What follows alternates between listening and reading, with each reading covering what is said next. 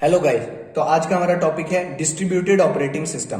तो basically distributed operating system होता क्या है? डिस्ट्रीब्यूटेड ऑपरेटिंग सिस्टम में हर प्रोसेसर के पास अपनी मेन मेमोरी होती है। हमने देखा था मल्टी प्रोसेसर ऑपरेटिंग सिस्टम में, उसमें हर प्रोसेसर के पास अपनी मेन मेमोरी नहीं होती। सारे प्रोसेसर्स एक शेयर्ड मेन मेमोरी को यूज कर रहे होते हैं, पर इसमें हर प्रोसेसर के पास अपनी मेन मेमोरी होती है और वो सारे प्रोसेसर्स किसी वायरलेस या वायर्ड मीडिया से कनेक्टेड होते हैं, क्योंकि वो रिमोट लोकेशंस पे भी हो सकते हैं। अगर वो रिमोट लोकेशंस पे है तो उनको हम लूजली कपल्ड ऑपरेटिंग सिस्टम कहेंगे। तो हम डिस्ट्रीब्यूटेड ऑपरेटिंग सिस्टम को लूजली कपल्ड ऑपरेटिंग सिस्टम भी बोल सकते हैं। तो वही हमने थ्योरी में लिखा है, in distributed operating system each processor has its own memory and they are connected with each other using wired और wireless medium depending upon the type of network, LAN और वैन। वही हमने कहा, हर प्रोसेसर के पास अपनी मेन मेमोरी है, वो वायरलेस या वायर्ड मीडियम के साथ कनेक्टेड है। वायरलेस या वायर्ड मीडियम मतलब थ्रू वायरलेस, मतलब आपने देखा होगा आपके घर में रूटर है, वाईफाई रूटर्स है और हमारे सारे अलग अलग डिवाइसेस है। सपोज एक कोने में एक लैपटॉप रखा है, एक कोने में एक डेस्कटॉप रखा है, एक कोने में एक लैपटॉप रखा है, वो सारे कनेक्टेड है वायरलेस मीडियम से। तो वो हो गया वायरलेस मीडियम से कनेक्शन। और वायर्ड मीडियम से कनेक्शन मतलब आपने अपने स्कूल्स में देखा होगा, एक लैन केबल जारी होती है नीचे से और वही सारे कंप्यूटर्स पे कनेक्टेड होती है, वो सबको प्रोवाइड कर रही होती है। जैसे इंटरनेट की एक केबल आएगी, वो सारे कंप्यूटर में जारी होगी, डिवाइड होगी। बस टोपोलॉजी आपने पढ़ी होगी उसमें। लैन मतलब लोकल एरिया नेटवर्क, वैन मतलब वाइड एरिया नेटवर्क। लैन मतलब हमारे छोटे से एरिया में जिसका ज्योग्राफिकल एरिया कम हो, एक बिल्डिंग हो गई, आपकी स्कूल की बिल्डिंग हो गई, उसमें लैन केबल बिछा दिया और सारे कंप्यूटर को ज्वाइन कर दिया। और वैन हो गई वाइड एरिया नेटवर्क, मतलब पूरे वर्ल्ड वाइड डिस्ट्रीब्यूट करना। ठीक है। Such systems which are at remote locations and connected through wired और wireless medium are called loosely coupled system. तो वही हमने बोला, जो भी हमारे सिस्टम्स हैं वो अगर रिमोट लोकेशंस पे, रिमोट लोकेशंस मतलब बहुत दूर दूर वाली लोकेशंस, और वो कनेक्टेड है किसी वायर्ड या वायरलेस मीडियम से, तो हम उनको लूजली कपल्ड ऑपरेटिंग सिस्टम कहेंगे। इसलिए हम अपने डिस्ट्रीब्यूटेड ऑपरेटिंग सिस्टम को भी लिख सकते हैं, it is also called loosely coupled operating system. तो जो हमारा डिजाइन होता है वो दो मॉडल के ऊपर आधारित होता है डिस्ट्रीब्यूटेड ऑपरेटिंग सिस्टम का। वो दो मॉडल है, client server model and peer to peer model. आपने कंप्यूटर नेटवर्क पढ़ा है तो आपको पता होगा क्लाइंट सर्वर मॉडल और पीयर टू पीयर मॉडल क्या होता है। क्लाइंट सर्वर मॉडल क्या होता है? क्लाइंट सर्वर मॉडल में हमारे पास होता है एक सर्वर कंप्यूटर, समझ, ये हमारा सर्वर और ये सारे हमारे क्लाइंट्स। अब इसमें हमारे सर्वर का क्या काम है?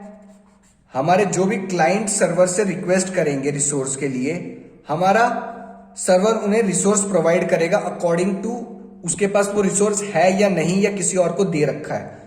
सपोज इसने रिक्वेस्ट किया एक रिसोर्स का, वो इसके पास है, इसने प्रोवाइड कर दिया। इसने भी रिक्वेस्ट किया, इसको प्रोवाइड कर दिया। इसने रिक्वेस्ट किया, इसको प्रोवाइड कर दिया। इसने रिक्वेस्ट किया, इसको प्रोवाइड कर दिया। ये होता है क्लाइंट सर्वर मॉडल। फिर हमारे पास आता है peer to peer model. Suppose ये हमारा पहला डेस्कटॉप है, डेस्कटॉप मतलब सिस्टम है, ये दूसरा सिस्टम है, ये तीसरा सिस्टम है, ये चौथा सिस्टम है। अब यहां पे ज्यादा स्पेस वो हो गई, मैं आपको नेक्स्ट पेज पे समझाता हूं। सपोज ये हमारा पीयर टू पीयर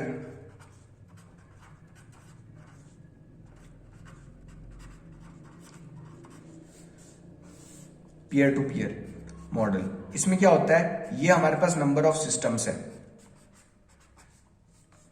ये हमारे पास नंबर्स ऑफ सिस्टम है। इसमें कोई भी सर्वर नहीं होता, कोई भी क्लाइंट नहीं होता। ये सपोज ये है, ये भी क्लाइंट और सर्वर दोनों की तरह एक्ट करेगा।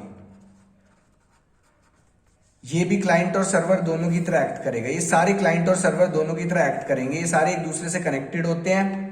अब इसमें क्या होता है, अगर हमारे इसको कोई रिसोर्स चाहिए तो ये दूसरे कंप्यूटर से रिक्वेस्ट कर सकता है कि भाई मेरे को रिसोर्स चाहिए, मेरे को दे दे। तो अब ये एज अ सर्वर एक्ट करके इसको रिसोर्स देगा और ये एज अ क्लाइंट एक्ट कर रहा है। अब सपोज इसको कोई रिसोर्स चाहिए, ये इससे रिक्वेस्ट करेगा। अब ये क्लाइंट बन गया और ये सर्वर बन गया, इसके पास वो रिसोर्स है, अब ये इसको प्रोवाइड कर देगा। तो हमारा इसमें जो हमारे कंप्यूटर्स होते हैं, सिस्टम्स होते हैं, वो as a client and as a server दोनों एक्ट कर सकते हैं। वेयरएस हमारे पास जो क्लाइंट सर्वर मॉडल है, जैसे हमने देखा था क्लाइंट सर्वर मॉडल, इसमें हमारे पास एक डेडिकेटेड सर्वर होता है जिसको हमारे ये जो सारे क्लाइंट्स हैं, ये हमारे जो क्लाइंट्स हैं, ये इससे रिक्वेस्ट कर रहे हैं रिसोर्स के लिए और ये रिसोर्स प्रोवाइड कर रहा है, ये रिसोर्स प्रोवाइड कर रहा है इन सबको। और इसमें ऐसा कुछ नहीं होता पीयर टू पीयर मॉडल में, सारे ही systems as server as a client दोनों एक्ट कर रहे होते हैं। तो हम इसकी अब थ्योरी पढ़ लेते हैं थोड़ी सी, आपको और क्लियर समझ में आ जाएगा। क्लाइंट सर्वर मॉडल में क्या होता है? In this specific computer is known as server which is specially dedicated to provide services to other computers. वही हमने पढ़ा था, इसमें हमारे पास एक सर्वर होता है जो दूसरे क्लाइंट्स होते हैं या दूसरे सिस्टम होते हैं उनको सर्विसेज प्रोवाइड करता है। फिर आता है हमारा peer to peer model. In this type of operating system model there are no dedicated servers, all computers are equal and therefore termed as peers. मतलब इसमें कोई सर्वर नहीं होता, सारे सिस्टम्स एक बराबर होते हैं, इसलिए उनको हम पीयर बोलते हैं। In this each machine functions both as client and server. ये मैंने आपको समझाया था, एक machine as a client and as a server दोनों तरीके से एक्ट कर सकती है। अब हम देख लेते हैं डिस्ट्रीब्यूटेड सिस्टम की एडवांटेज एंड डिसएडवांटेज। एडवांटेज क्या है? Reduction of load on single computer. भाई एक कंप्यूटर के ऊपर लोड कम ही हो रहा है क्योंकि हम जॉब्स को डिवाइड कर रहे हैं डिफरेंट सिस्टम्स में। Less risk of system breakdown. System breakdown के लेस रिस्क इसलिए है, अगर एक सिस्टम हमारा ब्रेकडाउन हो गया तो हम अपने दूसरे सिस्टम्स को हमारी जॉब्स भेज सकते हैं कि भाई तू प्रोसेस कर दियो।